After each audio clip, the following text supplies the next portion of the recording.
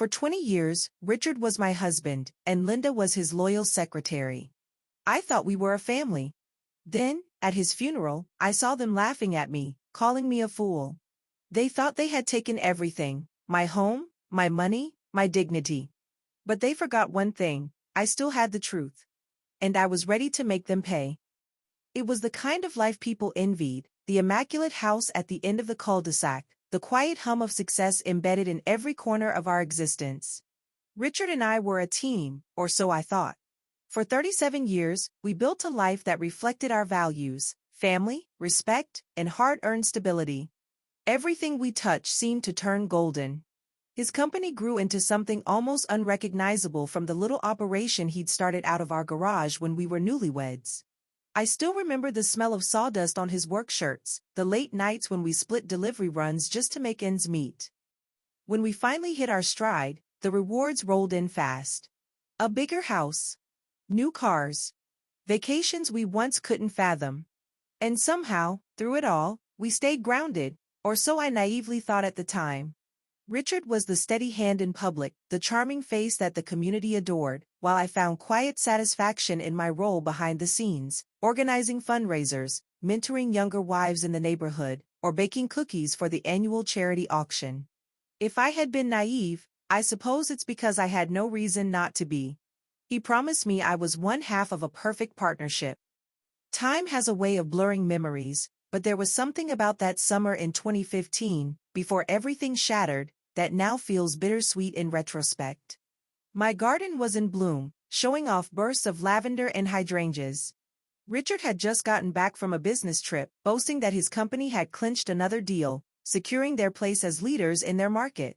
I remember his precise words: "We're finally bulletproof."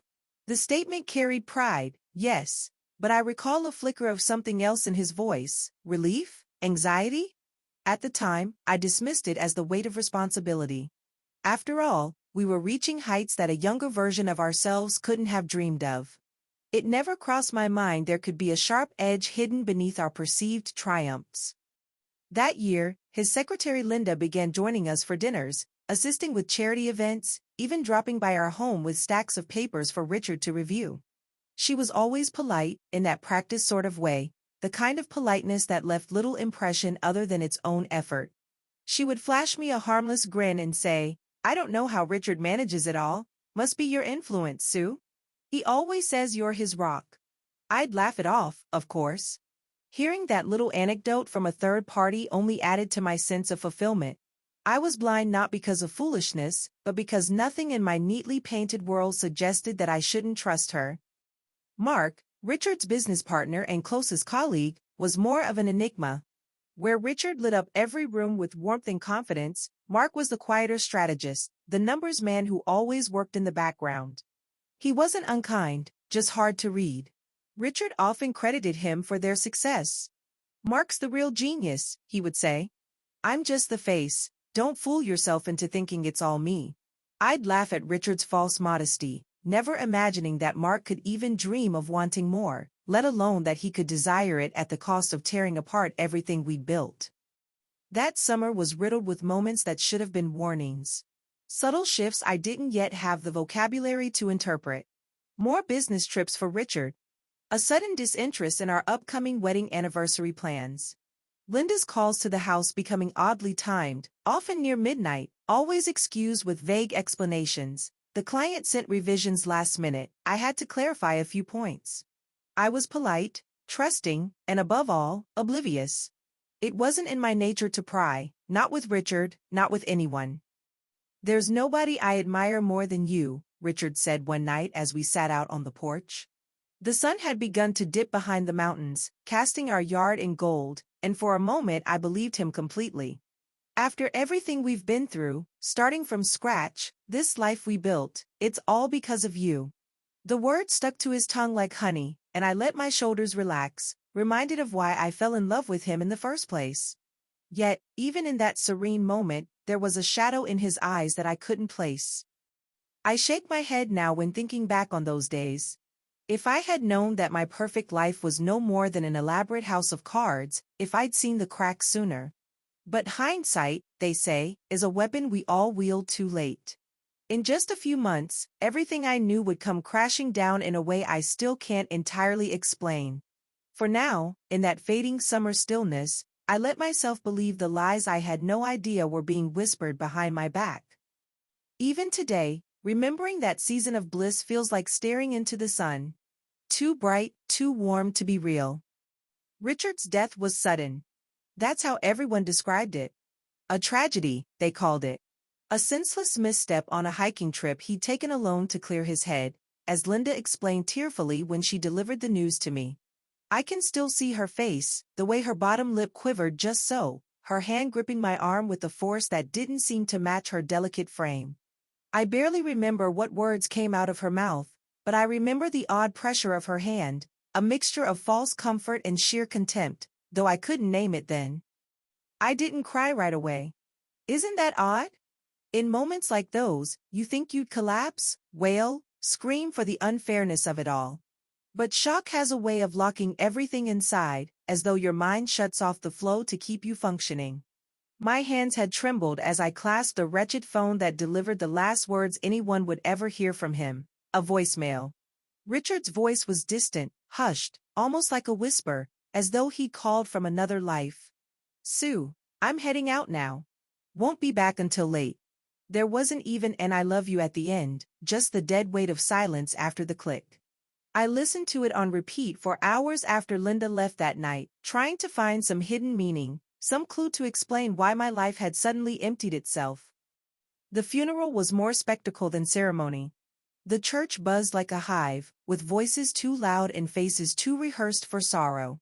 Everyone loved Richard, or at least, they loved his version of success. The way his handshake could make them feel for a moment that they belonged to his world.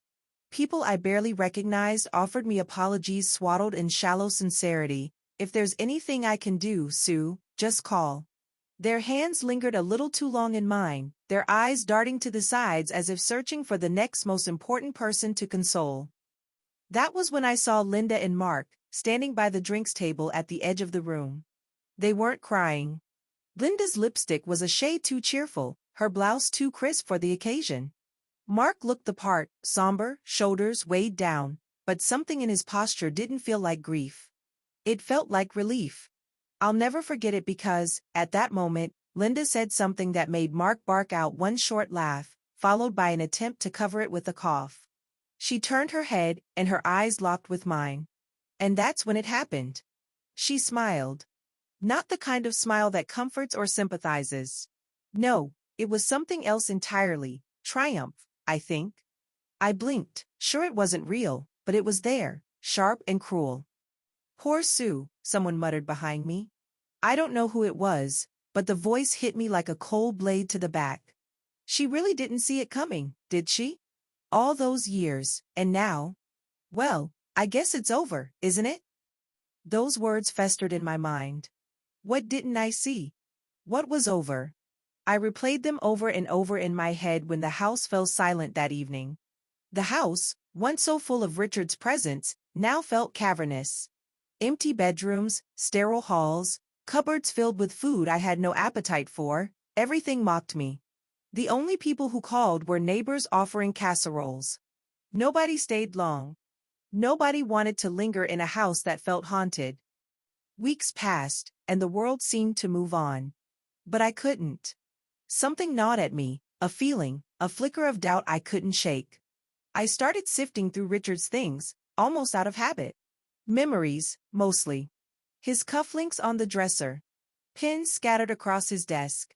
And his laptop, still open to a blank screen. I hesitated before powering it on, feeling like I was stepping into a part of his life I wasn't meant to know. At first, nothing seemed unusual. Emails, invoices, itineraries, familiar things I caught glimpses of throughout our marriage. But then, I found a folder buried 3 directories deep, mislabeled as Tax Docs 2014. Inside weren't tax documents at all. They were contracts. Dozens of contracts. It took hours to piece together what it all meant, but the story unraveled faster than I could stop it. Richard hadn't been planning a vacation home, like he'd mentioned months ago. He wasn't investing in a new branch for the company. He was selling it. To Mark. The contract was explicit. A transfer of ownership, scheduled for later that year. The numbers claimed to preserve assets, but everything about the deal felt off. Richard must have seen it too, small print detailing payouts heavily skewed toward Mark. It looked more like a takeover. My chest tightened as I stared at the signature on the last page, Richard's. He had to have known. He had to. But it didn't stop there. Attached to the emails arranging the deal were messages between him and Linda. They weren't businesslike, they were personal, intimate even. Lines blurred and explicit words suggested something I couldn't bear reading much further. My stomach churned. Her name became inked in my mind, dripping bitterness with every flash of it. The woman I'd allowed into my home, who'd kissed my cheek after Richard's memorial service, who'd smiled at me while wearing her crimson lipstick at his funeral. She was part of this. Then came the accident report, a scanned copy, buried beneath his endless records. A single line stood out amid the jargon. No indication of external injuries. How was that possible? Richard had fallen 50 feet, yet the report claimed no visible damage. The police chalked it up to an unexpected trip gone wrong, but the simplicity of it felt like a slap in the face now. This, too, had Linda's fingerprints smeared all over it. By the time I finished reading through everything, darkness had settled over the house again, the clock whispering past 1 a.m. My legs felt weak beneath me as I stood, my eyes swollen from disbelieving tears. I stared out of the window, where our yard was cloaked in shadow, and my mind burned with two truths. 1. Everything I thought I knew was a lie. And 2. This wasn't over. Whatever Mark and Linda had started, they hadn't finished, not yet. In the weeks following my discovery, I sank into a depth of despair I never thought possible. Grief is supposed to break you, but betrayal? Betrayal hollows you out and fills the cavity with something darker, heavier, an unbearable weight that you carry silently because explaining it feels impossible. The house became my prison, every inch of it a reminder of the life I had loved and the lies that had festered within it. Richard's voice, his laugh, his touch, they replayed in my mind like cruel echoes, mocking me. Those memories were all I had left of him, and they were tainted now, corroded by what I'd found on his laptop and what Linda and Mark had planned. I avoided people, ashamed to face the community that once looked up to us as an unshakable example of a strong marriage and success. I would stand at the front window, peeking through the curtains like a ghost, watching the world move on as if Richard's death, and the truth behind it, had left no mark. I overheard whispers whenever I dared to go out for groceries or stop to collect the mail. "Poor Sue," the neighbor said. "Did you hear what really happened to his company?" I heard Mark stepped in to help. "Isn't that considerate of him?" They didn't question it. Why would they? No one wanted to believe that beneath the glossy veneer of respectability lurked rot and deceit. Bill after bill began piling up, bringing with them the crushing weight of financial reality. Richard had promised many things in life, but it turned out financial security wasn't one of them, not for me, at least. I sat for hours in front of the stack, staring at downgraded bank statements, overdue notices, and legal jargon I couldn't interpret. Where months before there had been abundance, now there was scarcity. Piece by piece, I realized that Richard's deals with Mark had drained us, leaving most of the assets tied up under his business partner's control. I had been cut off at the knees, financially, emotionally, and socially. But as much as despair clawed at me, there was something else growing inside me, too, a spark.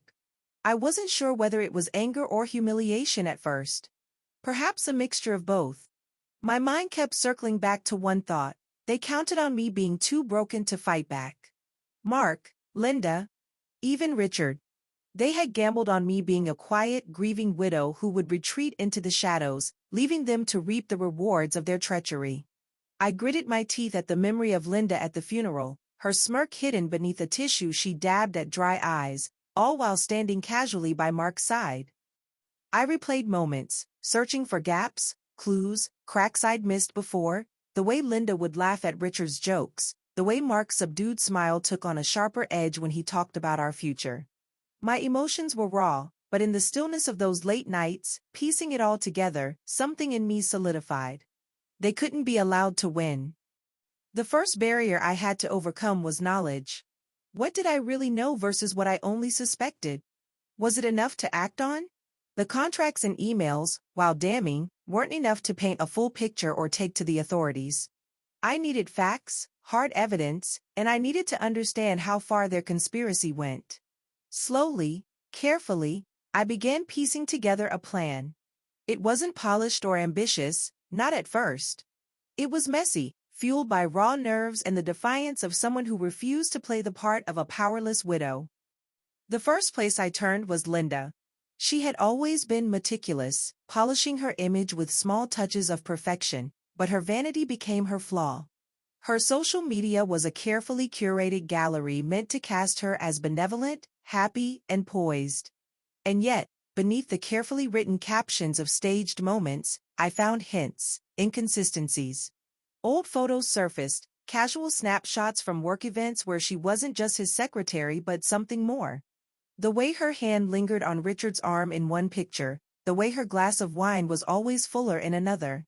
It was in the comments, though, that I first noticed Mark's digital fingerprints. Subtle exchanges between the two betrayed a familiarity that no employee and secretary should ever have shared. One quiet afternoon, I ventured for the first time to Mark's new office, once Richard's. It had been months since I'd been in the building, but walking through those glass doors felt like stepping onto hostile ground. The receptionist gave me an apologetic smile, one that told me she knew what had happened, even if she hadn't said it outright. As I waited to be buzzed into Mark's office, I noted the changes. Richard's presence had been scrubbed away, replaced by Mark's modern minimalism. The walls were bare of any hint of his longtime partner, as though Richard Adams had never existed at all.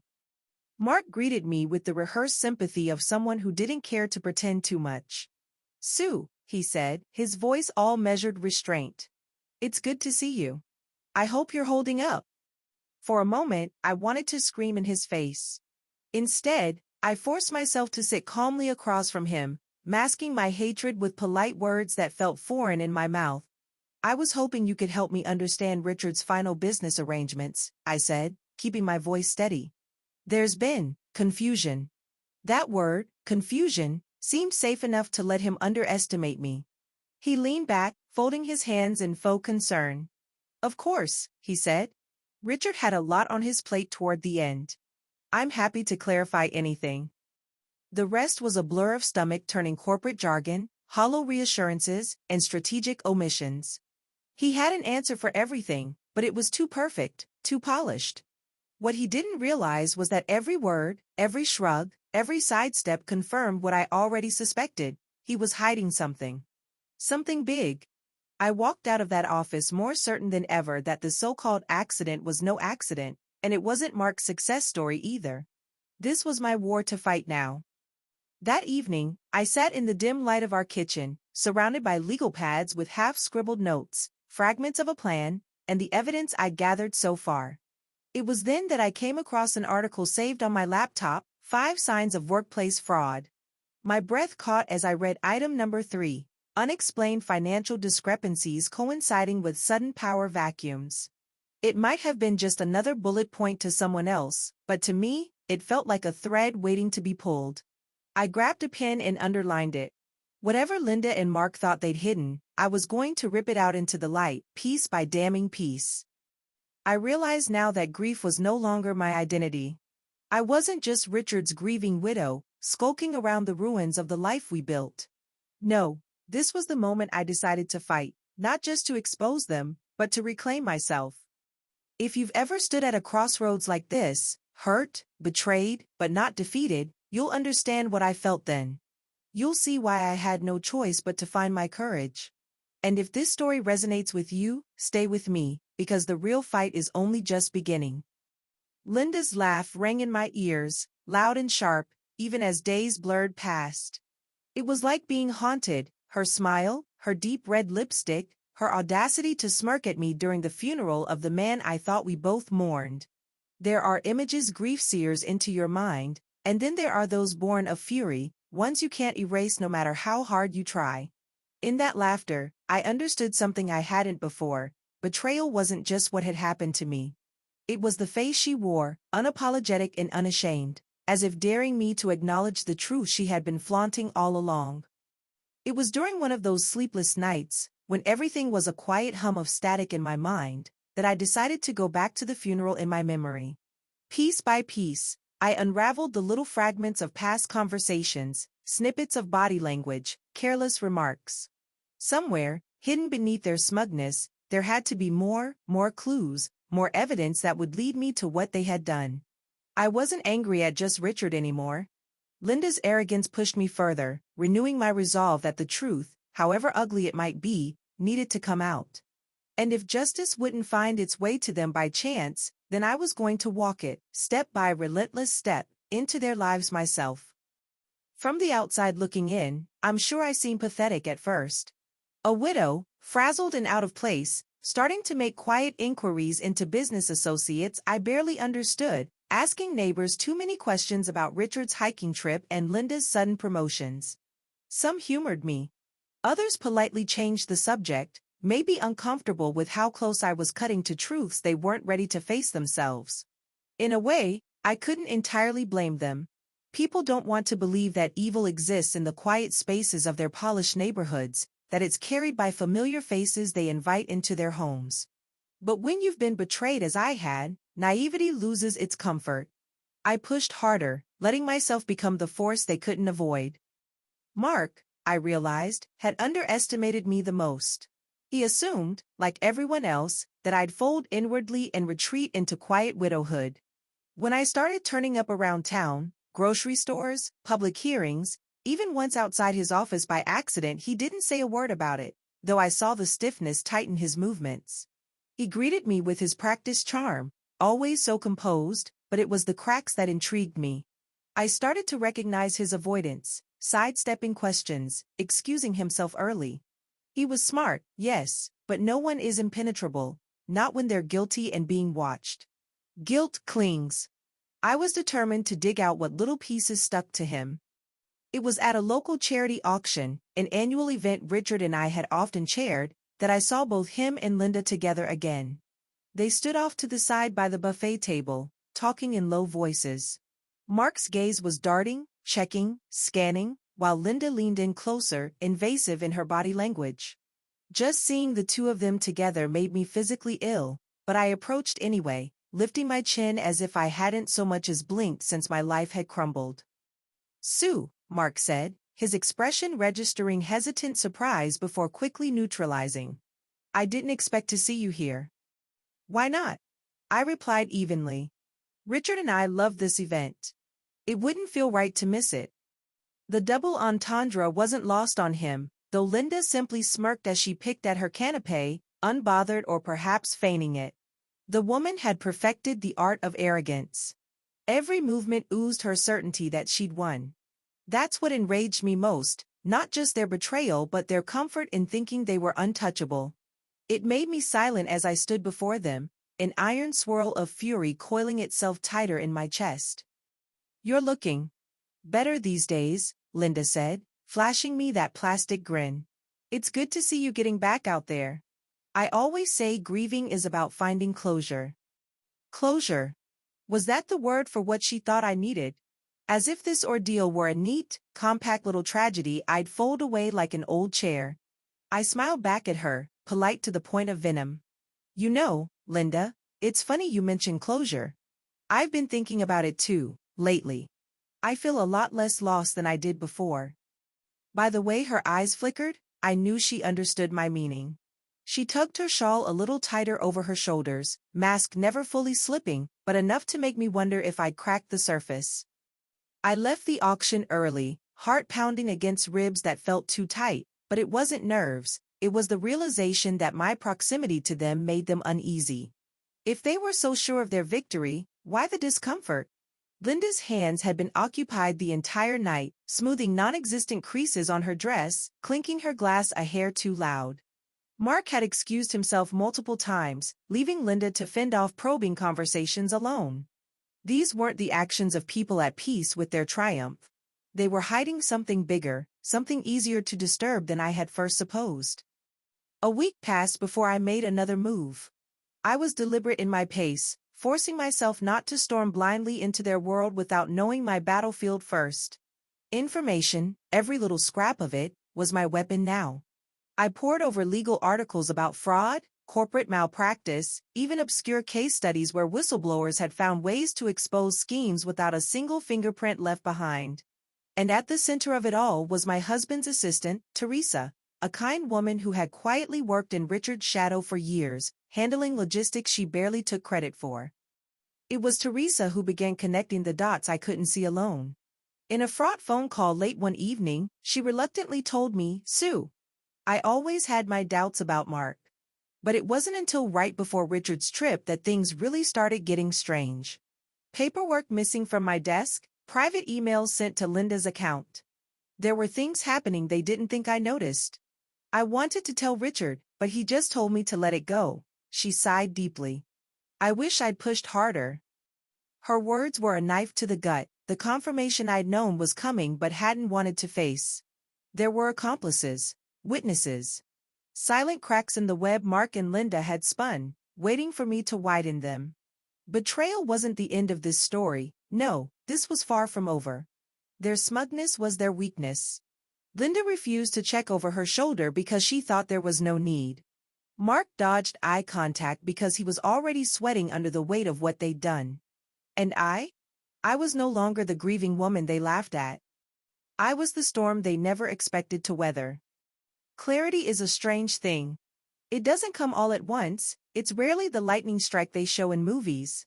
For me, it was a slow burn, creeping in through the cracks of my despair until it settled into something immovable, steel beneath shattered glass. Sitting at my kitchen table that evening, surrounded by a mess of notes and documents, I realized that grieving and fighting didn't have to be separate. They could coexist, bleeding into each other, feeding one another until my determination hardened into necessity. They thought I was broken, I told myself. They thought they'd buried me beneath this misery. But they're wrong. The signs were everywhere now, glaring in hindsight. The cozy image I'd painted of Richard and his company had been a facade all along, a carefully curated front meant to protect his reputation while he let Mark and Linda piece together their betrayal, unchecked. And now, with Teresa's reluctant confession framing the picture more clearly, the scale of what they'd done felt bigger than I could grasp. This was no simple scheme. It was meticulous, calculated.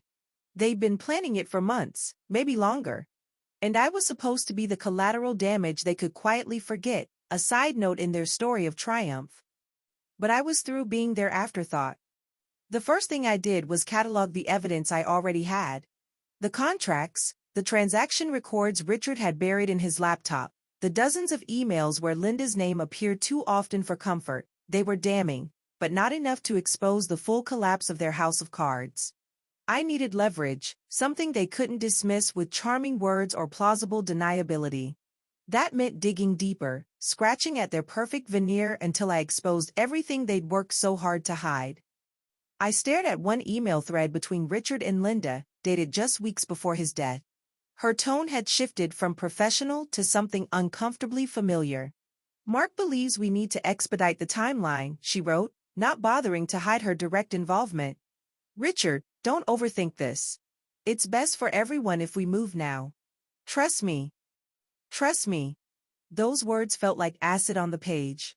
I wondered how many times she had said them to Richard, smiling her rehearsed smile, manipulating him one carefully planted seed of doubt at a time.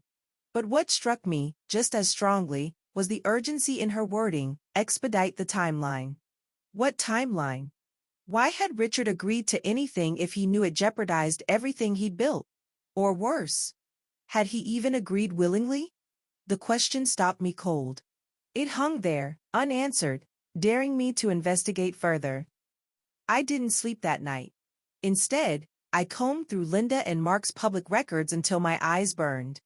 Business expenditures, property acquisitions, even social media posts, it was all fair game to me now. What I uncovered left me both shaken and furious. Mark had quietly funneled money into an unregistered offshore account under the guise of business development, just months before Richard's death. And Linda? She'd been listed as a director at a consulting firm I'd never heard of, a firm Richard had apparently started funding during their business trips. It was then I realized their plan wasn't just about stealing the company. No, it was more insidious. They had used Richard as their scapegoat, laundering their fraud under his name, leaving breadcrumbs of compliance so that, had anyone looked closer, the scandal would land squarely on him. It was perfect, really. They knew he would take the fall without protest because he couldn't protest at all, not from 6 feet under. By the time the first rays of dawn broke through my window, I had made up my mind. No more tentative steps. If they thought they could smear Richard's name and ruin what remained of my life without consequence, they were about to learn the depth of just how wrong they were. But I wasn't going to storm in unprepared. That's what they would expect, a grieving widow, flinging around accusations without proof, easy to dismiss as unstable. If I wanted to win, I needed precision. I needed help. That's when I called Lana. Lana had been, for years, the one person in my life who never let charm or appearances fool her. She saw straight through people, even Richard, though she was too polite to ever say so aloud. More importantly, Lana had a gift for ferreting out truths others preferred to keep hidden, something that had made her both the fiercest ally and the most dangerous critic in our tight-knit social circles. I hadn't confided in her much since Richard's death, mostly out of shame, but as her groggy voice answered my 6 a.m. call, I felt a rush of relief I hadn't allowed myself to feel in months. "Sue," she murmured, sleep-tainted confusion in her tone. "Do you realize what time?" "I need your help," I cut her off, my voice sharper than I intended. "Lena, I found things. About Richard, about Mark and Linda. Things I can't ignore anymore." There was a pause, one long enough that I wondered if she would hang up. Then, softly, she said, "Good. I was wondering how long it would take before you decided to fight back." Her words broke something in me, some invisible dam I hadn't realized was holding back the full weight of my resolve. Lana hadn't just believed me, she understood. She knew the world we lived in, the way men like Mark shaped the narrative while women like Linda helped enforce it. If anyone could help me untangle the mess I was stepping into, it was her. Over the next few weeks, Lana became my co-conspirator. Together, we scoured the remaining fragments of Richard's financial records, cross-referenced property transactions, and connected dots that painted a damning picture. Lana had connections I didn't, people who owed her favors or simply feared her sharp tongue enough to spill information they might have guarded otherwise. Slowly, piece by piece, the full scope of Linda and Mark's betrayal came into view. But gathering evidence was only the beginning. They had written me off as powerless, a victim too consumed by grief to be a threat. I intended to use that assumption against them. The plan began to form in the quiet hours of the night, a chaotic jumble of legal strategies, carefully timed social exposures, and subtle traps designed to force their hand. It would take time, patience, and more determination than I'd ever thought I possessed before now. Because this wasn't just about revenge anymore. It was about reclaiming what they had stolen, my dignity, my voice, my life. They wanted me to disappear, to dissolve into the background as their victory became the story the world remembered. But I wasn't just a widow in mourning. I was a storm waiting to shatter everything they'd built on deceit. After Lana and I laid the foundation of our plan, my days became a quiet battle against the ghosts of my former life. Every corner of the house still whispered Richard's name, but now it wasn't grief holding me down. It was rage. Not the frantic, fleeting kind, but a colder, sharper anger, the sort that forges steel and lets you bide your time. Mark and Linda had built their lives on lies and betrayal, and with Lana's help, I started dismantling their empire from the shadows. The first step was to identify the points of weakness in their fortress. I spent hours with Lana discussing strategies, writing them down in neat columns on yellow notepads: legal, financial, social. Mark's grip on the company was strong, but his arrogance was his blind spot. It made him careless in ways he couldn't see. Linda's weakness was simpler: vanity. She valued image over everything, and it was clear she believed that exuding confidence could mask her sins. The way she basked in her new role at the company, flashing her stolen power like a diamond ring, was not just infuriating but crucial. People like Linda always left cracks in their armor because they were too busy polishing the surface. Lena wasn't one for sugarcoating. "Sue," she had said bluntly as we reviewed a ledger that linked Linda to unexplained company expenses. You're smart, but this is war. You need to be relentless. Relentless. The word rang in my mind for days after. If this was going to be a battle, I couldn't afford half measures. I couldn't afford patience anymore. I would fight with precision, yes, but I would also fight with a kind of quiet fury that neither of them would see coming. The first breakthrough came during a conversation with one of Richard's former clients, a man named David Turner. I'd cold called him after Lana suggested revisiting Richard's connections, and at first, his tone was hesitant, like he didn't want to get involved. But when I mentioned Richard's name, how proud he'd been of their partnership, David sighed, pausing just long enough to make me wonder if he knew something more. Sue, he finally said, voice heavy, I always respected Richard. But I have to tell you something. Right before he passed, he called me. He was worried. He didn't say much, but he alluded to issues at the company. Things about Mark, irregularities, manipulation. He wanted to fix it, but something was holding him back. Why didn't you say anything before? I asked, my pulse quickening. I didn't think it was my place, he admitted. I figured it was just business tension. But hearing about everything now, I think Richard was in over his head. That conversation unraveled a thread I hadn't expected. Richard hadn't been an innocent bystander in this betrayal, but he wasn't as complicit as I had feared, either. Maybe, just maybe, Linda and Mark had backed him into a corner, leaving him no choice but to play along. It didn't absolve him, but it gave me something I didn't realize I needed, the tiniest sliver of understanding. He'd been trapped, just like me. With David's insight, I started piecing together a clearer narrative of Richard's last months. His late-night calls, his distant stares, the shifts in his tone whenever Mark's name came up, they all made more sense now. He had seen the trap but hadn't figured out how to escape. And in the end, Linda and Mark hadn't given him the choice. They'd removed him entirely, tying up loose ends in the coldest way imaginable. But if they thought their plan was airtight, they clearly hadn't considered the extent of Richard's meticulousness or his guilt. David's tip led me to uncover an encrypted folder on Richard's backup drive, one I'd initially overlooked in my earlier searches. Inside were conversations between Mark and Richard, uncomfortable exchanges where Mark's strategies were laced with subtle threats. Let's not complicate things, one email read. If this falls apart, it falls on you, not me. I printed every email, every spreadsheet, every damning piece of communication I found in that folder. With Lana's guidance, I began building a case strong enough to send ripples far beyond their inner circle. It wasn't just about exposing dirty deals, they had orchestrated something far worse: fraud, coercion, and a calculated effort to destroy anyone who stood in their way. But I needed more than just paper trails to make my next move. I needed people willing to testify, to confirm what Mark and Linda had done to Richard and the company. That's where Teresa came back into play.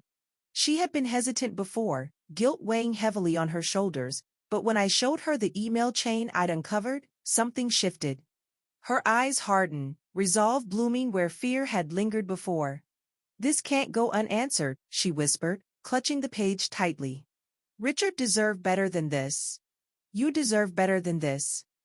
Teresa wasn't just willing to talk, she became an unexpected ally, helping me identify other discrepancies in the company's operations.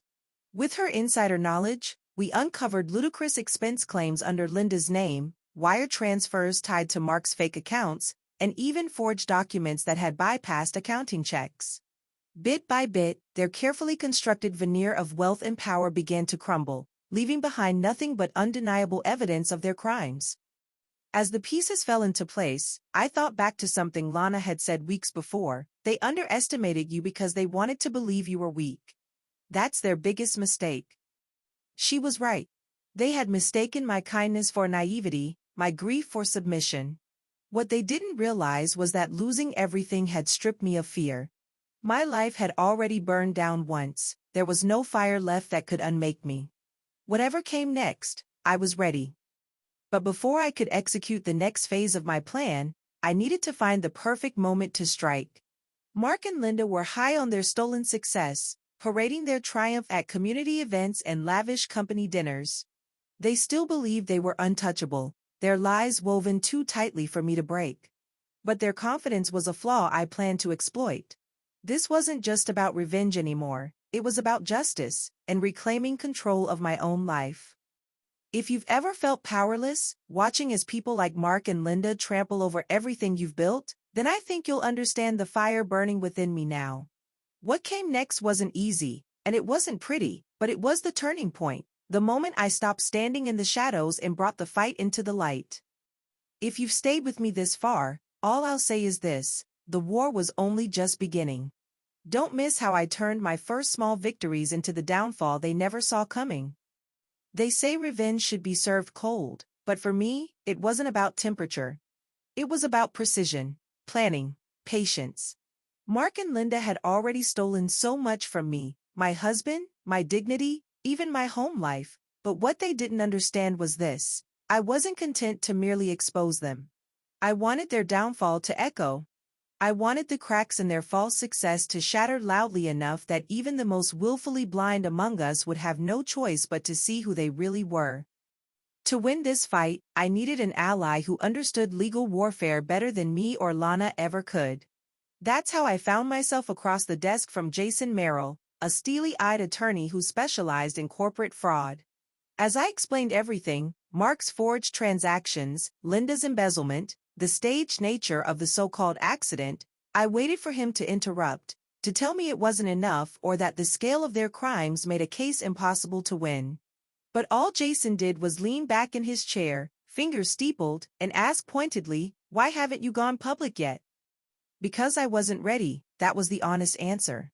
Some small voice inside me still feared retaliation, feared losing the fragile network I was building if I moved a second too soon. But instead, I settled on, because I don't just want them to face consequences. I want them destroyed. He nodded, a faint smirk tugging at his mouth. Then you'll need more than this. Documents are good, witnesses are better. But what you really want is a smoking gun. Something undeniable. Something that holds up to scrutiny when they try to claw their way out. Jason's frame of reference was ruthless strategy, and I saw immediately why he was the right person to help me. He didn't shy away when I brought up the possibility of violence, though not mine, of course. Linda and Mark wielded destruction casually, but they lacked subtlety. They weren't as invisible as they believed. Jason leaned into their arrogance and helped me shape it into a weapon. These types, he said, shaking his head as he scanned Linda's expenditures, they're predictable when it matters. You want to corner them? All you have to do is dangle what they want in front of them. Weeks passed as a careful balance of groundwork and infiltration played out. Mark, unknowingly, gave me everything I needed through Teresa's access to recent procurement records. Dozens of contractors conveniently tied to in-house budgeting projects weren't vetted properly, yet payments flowed freely.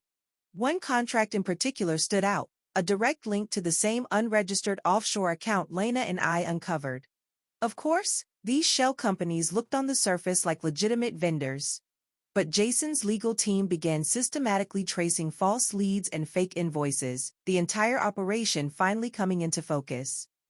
Linda, meanwhile, continued making waves in the community, soaking up attention wherever she could and playing the role of the grieving but determined woman who had taken over leadership in Richard's honor. That's what infuriated me most, not her lies, not her smirking bolstered arrogance, but the sheer hypocrisy she draped herself in.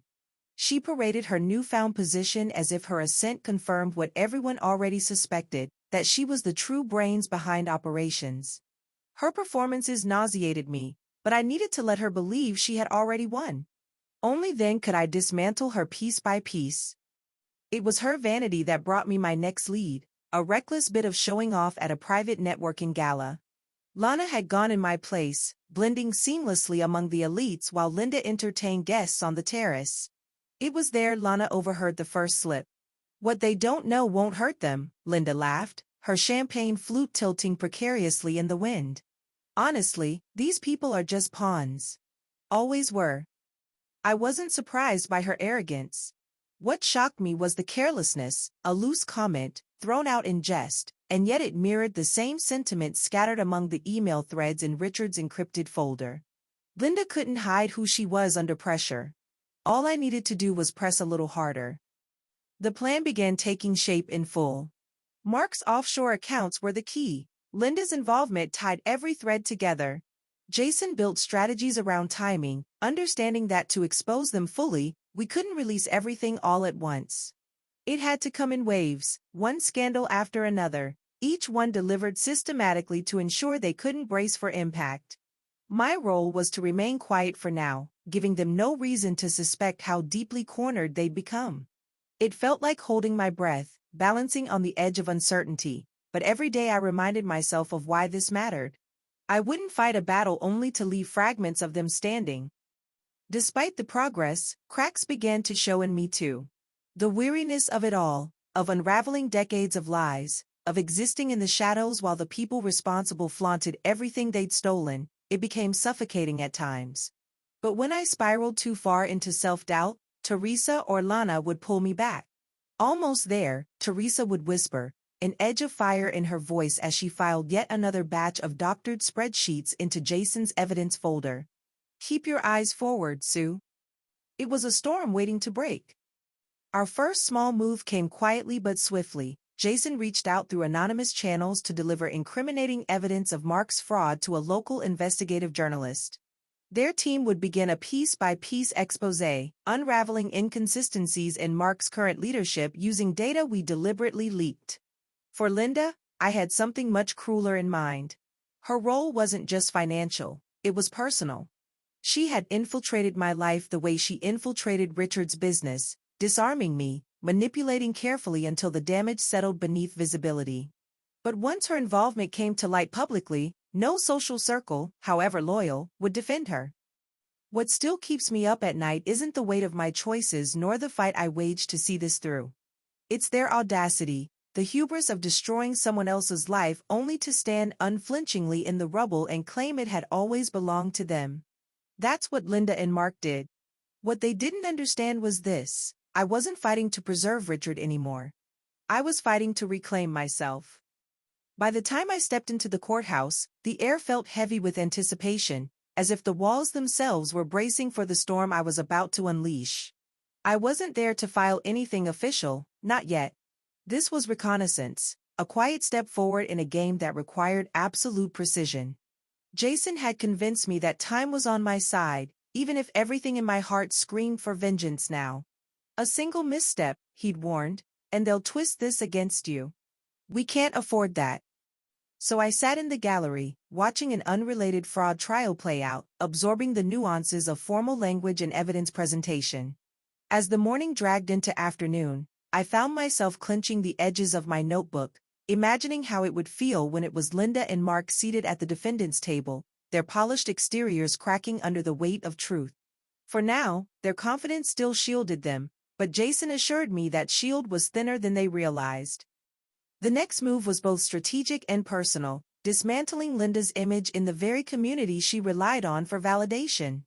Lana, ever the social force, coordinated a dinner at her home under the guise of reconnecting key members of the neighborhood. Linda was on the guest list, of course. It didn't surprise me, she never missed an opportunity to flex her newly elevated status. When I walked in, the eyes of the room confirmed what I already knew. The whispers hadn't stopped. No doubt Linda, basking in her moment of power, had fueled their mutterings about my alleged fragility. I could feel it in the weight of their stares, the quiet judgment, the pity disguised as politeness. What they didn't know yet was that this evening wasn't about them, it was about her. Linda didn't acknowledge me immediately, though I could feel her eyes tracking me across the room. When she finally approached, her smile was as calculated as always, every tooth strategically bared. "Sue," she said, tilting her glass of wine just enough to remind me how comfortable she'd become. "I'm so glad you're getting out again. It's good to see you. Moving on." The words hit like tiny daggers, but I refused to flinch. Instead, I smiled back, feigning a warmth I hadn't felt in months. "Oh, Linda," I replied, letting a practiced pause hang between us, "moving on has been surprisingly enlightening." Her face faltered for half a second, just long enough for me to catch it. She didn't press further, but I could tell my presence, my calmness, unnerved her. She had spent months painting me as broken and diminished, but there I stood, composed and unwavering, and it chipped away at the narrative she'd constructed. That was her weakness. I let her stew in that discomfort, even as I mingled across the room, strategically dropping hints to a few key players about Richard's final months.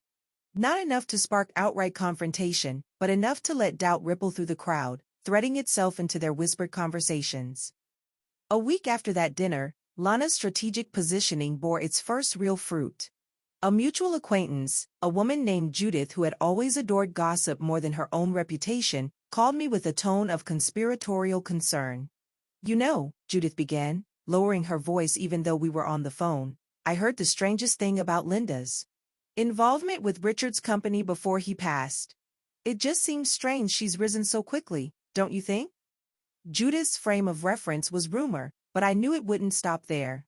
Rumors were seeds, and Linda's image was fertile ground for them to take root. It was a cruel play, I'll admit that, but cruelty was all Linda ever understood. For every cocktail party she hosted, every board meeting she orchestrated, there was now a shadow lingering around her name. People started asking questions, quiet at first, but persistent. Why had Linda been given such a visible role in a company she barely contributed to before? Why did her proximity to my husband seem so intimate near the end? Mark, with his carefully rehearsed composure, tried his best to shield Linda from the fallout, but even he couldn't deny that her reputation was a liability. Jason's team worked silently in the background, sifting through rule violations and alerting anonymous investigators to the growing tension within the company. At first, the board meetings pretended nothing was wrong. By the second month, whispers had turned into pointed glances. By the third, those glances became formal questions. The day those questions began to surface in public, Linda's confidence finally cracked. It was at one of Richard's posthumous charity events, an elaborate gala meant to mask the community's discomfort with performative elegance. Lana and I stood in the back, deliberately out of her line of sight, as the event coordinator interrupted Linda's opening speech. The whispers had reached him too, apparently, and he didn't hesitate to break protocol in the most damning way. "Linda," he interrupted her, voice tight with feigned concern, "a few donors have asked about your role in the company and its complicated leadership transition. Would you like to address that here?" The microphone in her hand faltered for a moment, a tremor passing through her normally composed posture. She forced a smile, downplaying the inquiry in a way that almost distracted the audience. Almost. But I had learned the power of silence in moments like these. Even as Linda smoothed over the inquiry, the damage was already done. Her confidence was slipping. Mark's was, too. Their unity, once seamless, was fraying at the edges, and I knew all it would take was one more well-placed push to tear it apart entirely. Later that evening, hidden in the quiet corner of the venue, Jason approached with his usual air of calm control. "It's working," he said simply, handing me a folder thick with finalized evidence. "Your next move will be decisive." As I opened the folder, scanning its contents, the forged documents, the false expense claims, the damning email exchanges, I thought of all the nights I had spent chained to despair. Those nights were over.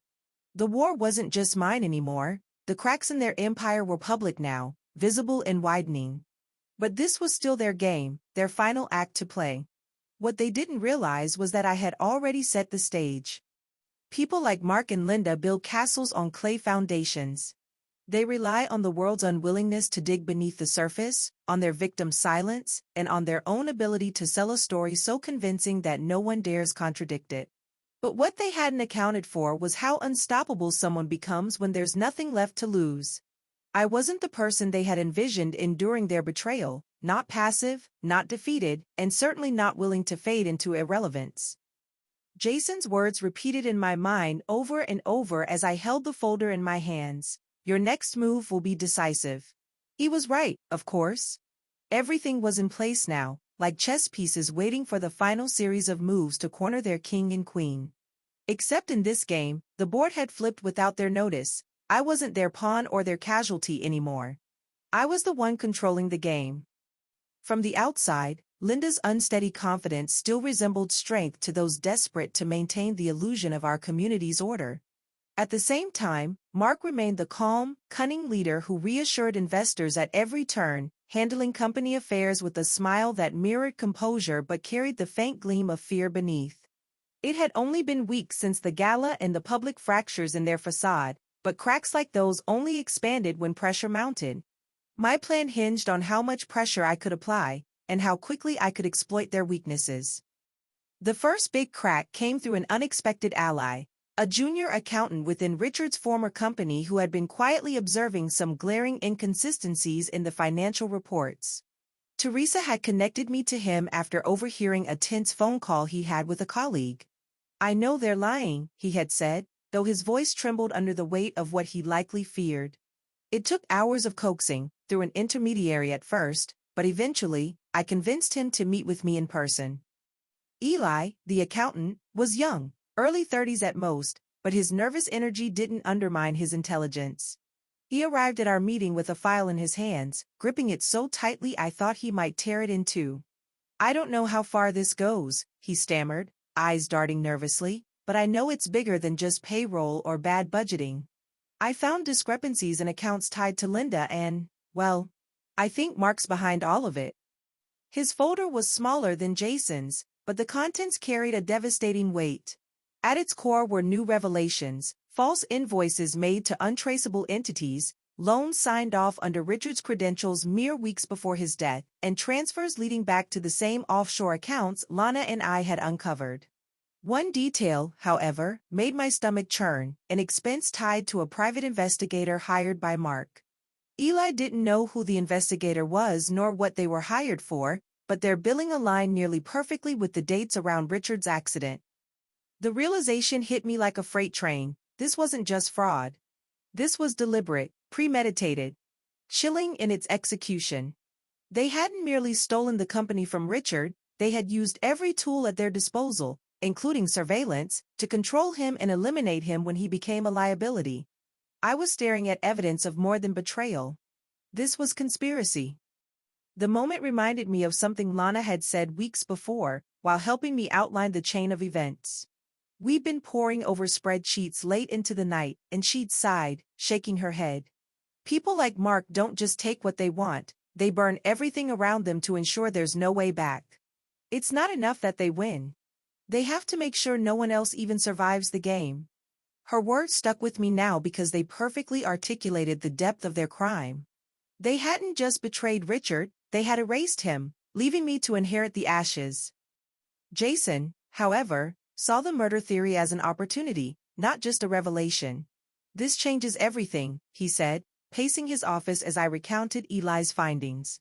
"Fraud alone is damaging to their reputations, but criminal intent. Sue, this is a Pandora's box they can't close once it's open. If we're strategic, this can shatter them completely, and not just in the courtroom." The formal complaints and legal filings followed swiftly after.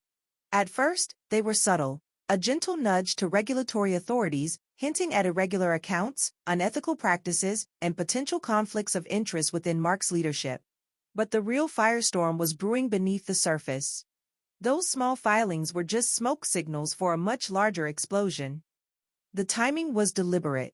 Linda and Mark were gearing up for their next big appearance, a shareholders' meeting that would highlight the supposed resurgence of the company under Mark's leadership. They aimed to appear untouchable, skating past the growing concerns leaked into community whispers and investigative journalist inquiries. But as the meeting approached, a carefully orchestrated bombshell played into our hands. The first investigative article broke 3 days earlier, bluntly titled, "The Fall of Legacy Enterprises, Mismanagement or Malfeasance." It contained just enough damning evidence to set rumor mills on fire: circulated invoices, insider accounts from Teresa and Eli, hints of offshore fraud without fully naming names. It was restrained, yes, but purposeful. Controlled chaos. Just enough for Linda and Mark to feel their house tilting, but not enough for them to identify and silence every source of dissent. 2 days later, a subpoena arrived at the company's headquarters, targeting specific financial documents tied directly to Mark. I envisioned his hands trembling, his jaw tightening as he realized how fast the walls were closing in.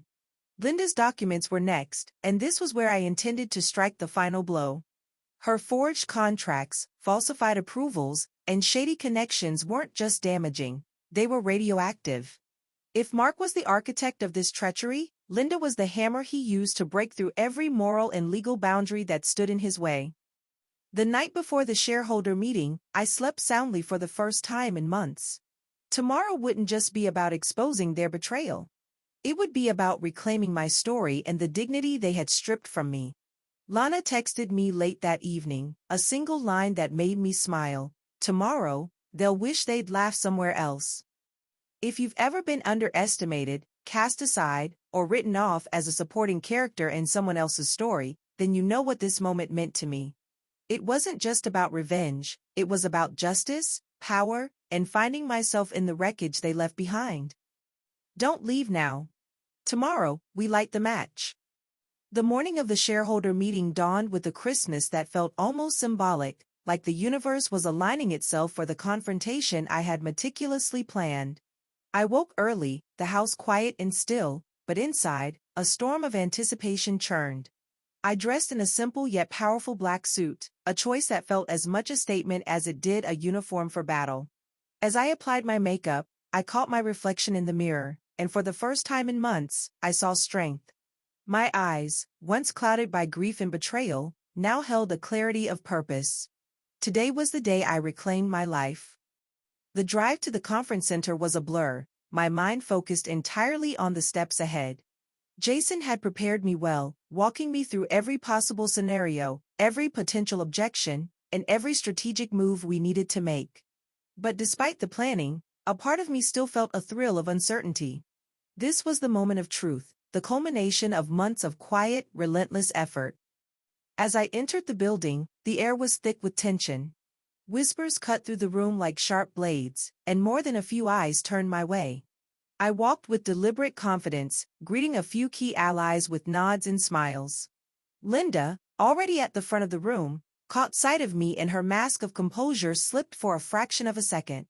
She had expected me to shrink away, to be an afterthought, but today, I was the storm they couldn't ignore.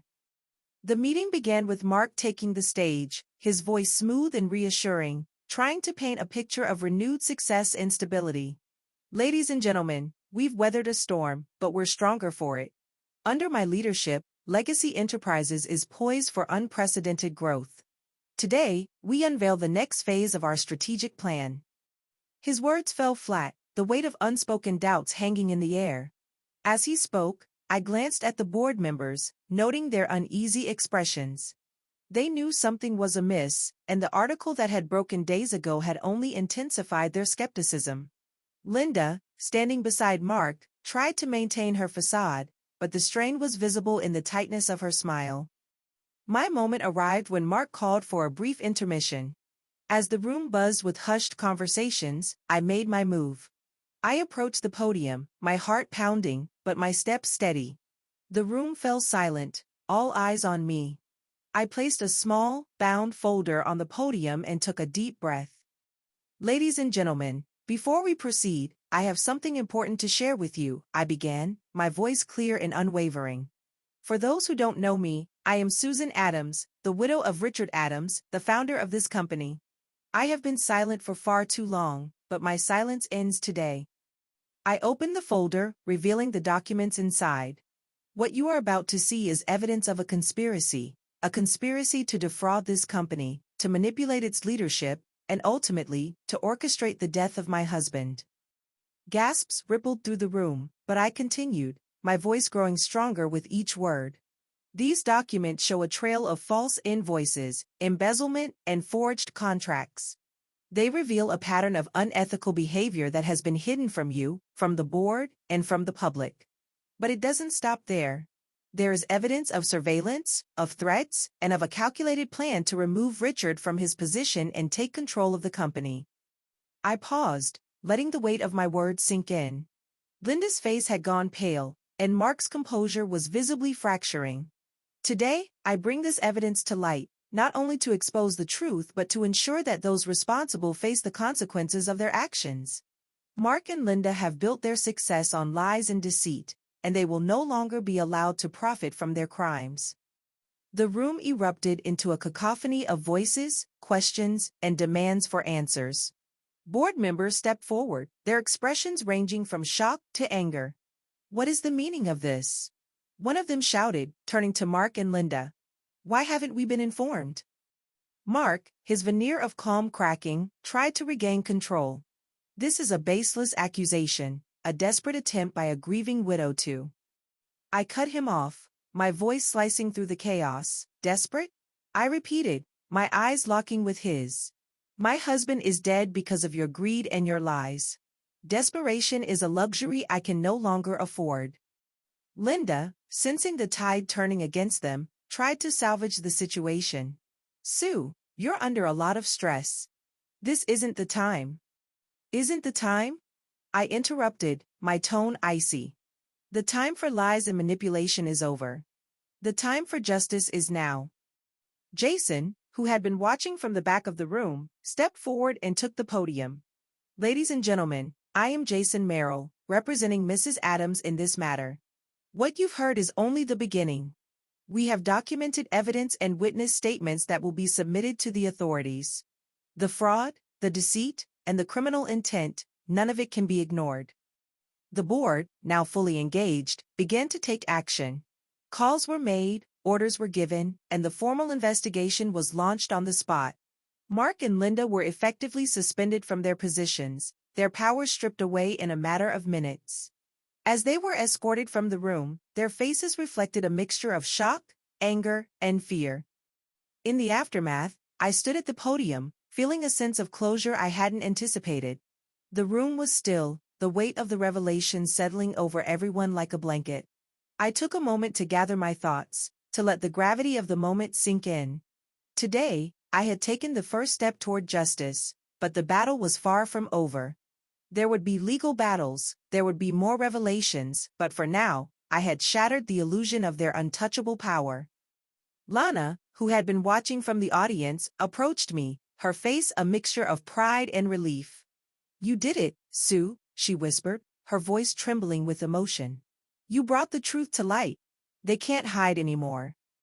I nodded, feeling a sense of relief mixed with determination. "It's only the beginning. They'll pay for what they did to Richard and to me. They'll pay for every lie, every stolen moment, every heart they broke. This is far from over." As the board began to address the immediate steps, I stepped back from the podium, the weight of the room lifting slightly from my shoulders. Today was a victory, but it was a victory forged from pain, from loss, and from an unyielding resolve to reclaim my life. The war had only just begun, but I was ready. I was ready to fight until the last vestige of their treachery was erased. The days following the shareholder meeting were a blur of activity, a whirlwind of legal proceedings, media inquiries, and community reactions. Linda and Mark's fall from grace was swift and brutal, their carefully constructed facade shattering like glass under the weight of the evidence we presented. The board, once hesitant to believe the extent of the fraud, now moved decisively, freezing their assets and initiating a full-scale investigation. The public, initially skeptical, had quickly turned against them, their initial shock giving way to anger and a demand for justice. The first major development came when the investigative journalist who had broken the story released a follow-up article, detailing the private investigator's role in Richard's death. The piece was thorough, weaving together emails, financial records, and eyewitness accounts to paint a chilling picture of a meticulously planned murder. The public outcry was immediate, and the media pressure intensified, forcing law enforcement to act. Within days, Linda and Mark were both arrested on charges of fraud, embezzlement, and first-degree murder. The news of their arrests spread like wildfire, a cathartic moment for me and the community that had been deceived by their false facades. The community's reaction was a mirror to its own conscience. Those who had once dismissed me as a broken widow, the object of pity and gossip, now rallied around me with a newfound respect. Neighbors who had avoided eye contact or whispered behind their hands when I passed by now approached me with apologies and offers of support. The local charity, which Linda had once dominated, voted to include me on its board of directors, a gesture that felt both symbolic and deeply personal. It was as if the community was acknowledging the truth I had been fighting to expose and making amends for their silence. The legal proceedings were a grueling but necessary process. Jason and his team worked tirelessly, presenting evidence in a series of hearings that felt like a series of small victories. Each revelation chipped away at Linda and Mark's defenses, their lies unraveling in the harsh light of scrutiny. Linda, once so confident, now appeared fragile, her once polished exterior cracked and worn. Mark, always the strategist, tried to maintain his composure, but the weight of the charges against him was evident in the lines of tension on his face. Their attempts to blame each other and deflect responsibility were met with sustained public condemnation and legal rebuke. In the midst of the legal proceedings, I found unexpected allies. Eli, the young accountant, testified with a clarity and conviction that left no room for doubt. His testimony, coupled with Teresa's, provided a critical bridge between the financial records and the personal dynamics within the company. The board members who had initially been hesitant to believe the extent of the fraud now became vocal supporters, distancing themselves from the scandal and pushing for a thorough cleanse of the company's leadership.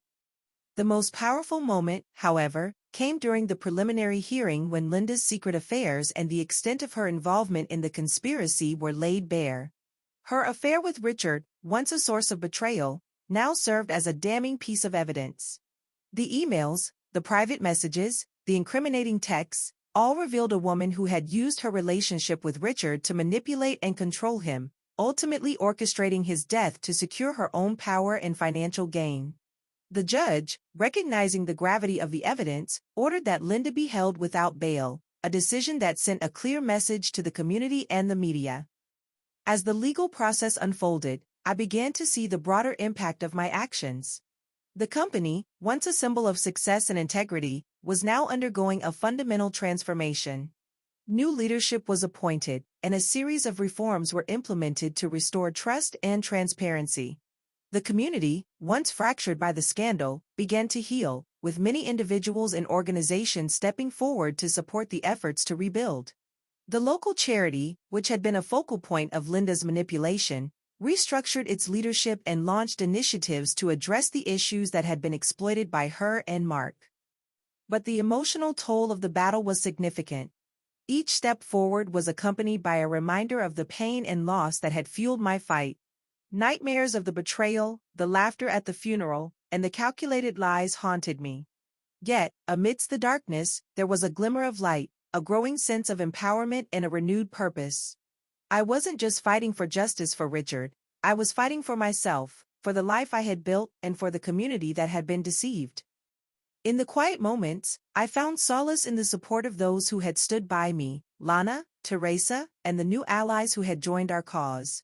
They provided a sense of solidarity that helped me navigate the tumultuous journey.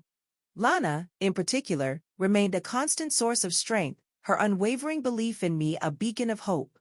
"You're doing this for all of us," she would remind me, her voice steady and reassuring. "For the community, for the truth, and for Richard." The final piece of the puzzle fell into place when the private investigator, under intense pressure, broke his silence. His testimony, though reluctant, provided crucial details about the planning and execution of Richard's murder. He described how Mark had hired him to gather information on Richard, to find vulnerabilities, and ultimately to ensure that Richard's death would be perceived as an accident. The investigator's words were a confirmation of everything I had suspected, a final nail in the coffin of Linda and Mark's lies. As the legal proceedings neared their conclusion, the media coverage shifted from the sensational to the reflective. Articles and interviews began to explore the broader implications of the case, discussing themes of corporate responsibility, the consequences of unchecked ambition, and the power of truth. My story, once a tale of betrayal and loss, became a narrative of resilience and justice. The community, in its own way, began to heal, embracing the lessons learned and the changes that had been implemented. The day of the final verdict arrived, and the courtroom was packed. Linda and Mark, now shadows of their former selves, awaited the judge's decision with a mix of dread and resignation. The judge, in a meticulously crafted statement, outlined the evidence, the motives, and the consequences of their actions. The verdict was unequivocal, guilty on all counts. The sentences were harsh, reflecting the severity of their crimes. Linda was sentenced to life in prison without the possibility of parole, while Mark received a lengthy term, his future irreparably shattered. As the judge's gavel fell, a weight lifted from my shoulders. The fight had been long and arduous, but justice had been served. The community, once fractured and disillusioned, had come together to demand the truth. Richard's memory had been honored, and the lies that had threatened to define his legacy had been exposed. For the first time in what felt like an eternity, I felt a sense of peace. The storm had raged, but now there was calm. In the days that followed, I began to rebuild my life. The house, once a symbol of loss, now felt like a sanctuary. I continued to be involved in the community, using my experiences to advocate for transparency and integrity in business and leadership. The scars of the past would always be a part of me, but they no longer defined me. I had reclaimed my strength, my dignity, and my voice. As I reflected on the journey, I realized that the fight for justice had transformed me in ways I never imagined. I was no longer the grieving widow, the victim of betrayal. I was a woman who had faced the darkest aspects of human nature and emerged stronger, wiser, and more determined. The story of Linda and Mark's fall was a chapter in my life, but it was not the end. The real story was one of resilience, of transformation, and of the power of truth. The final chapter of my journey began not with a dramatic flourish but with a quiet resolve. After the verdict, the storm that had raged around me for months began to settle, leaving behind a calm that felt almost foreign. The house, once a prison of memories, now felt like a sanctuary. The walls that had echoed with Richard's laughter and our plans for the future now held the newfound strength and peace I had forged through the fire of betrayal and justice. I decided to take a step back from the limelight, allowing the community to process the events and the lessons learned.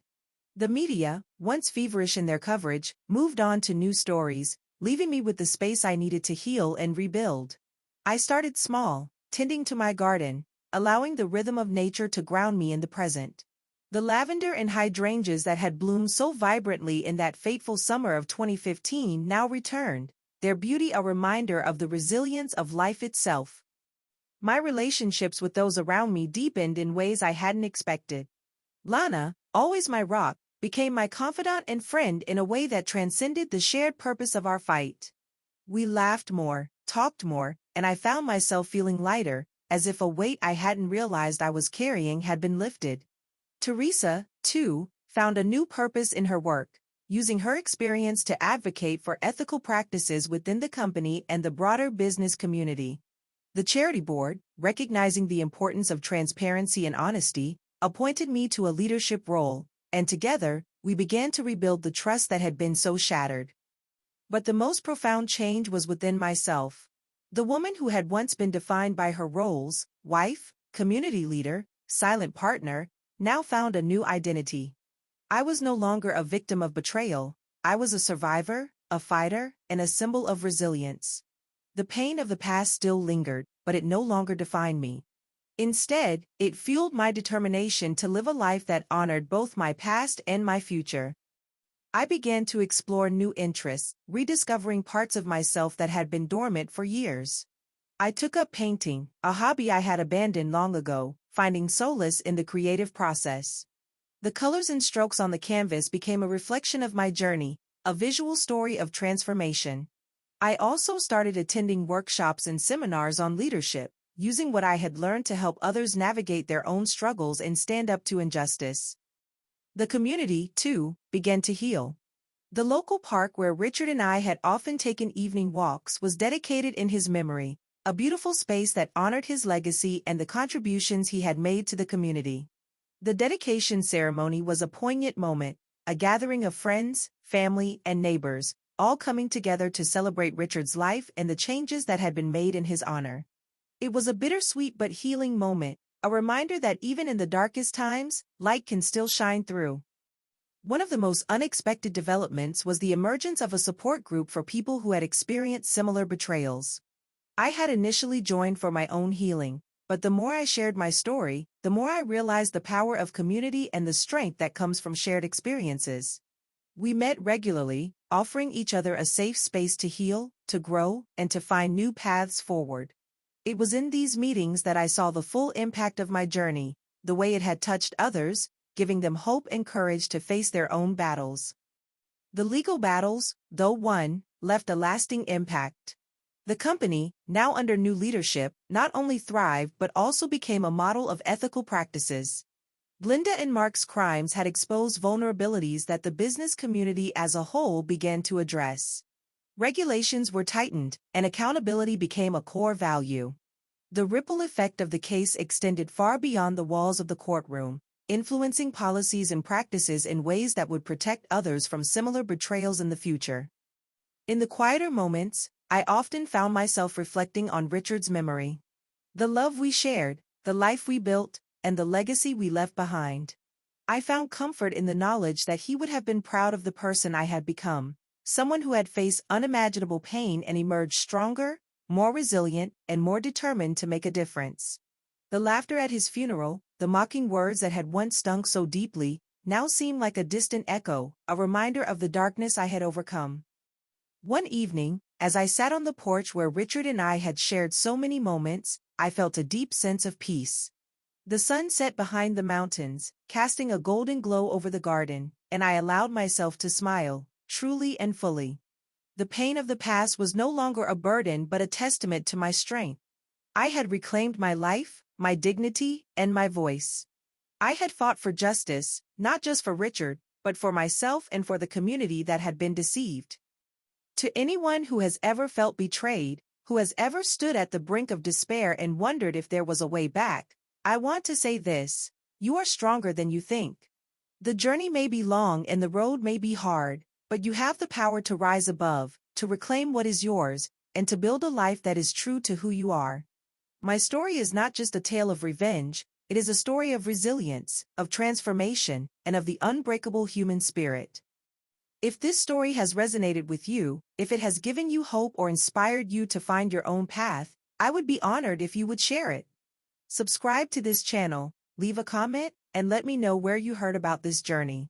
Your support and your stories can create a ripple effect of change, just as mine did. Together, we can build a world where truth is valued, justice is served, and no one stands alone in the face of betrayal.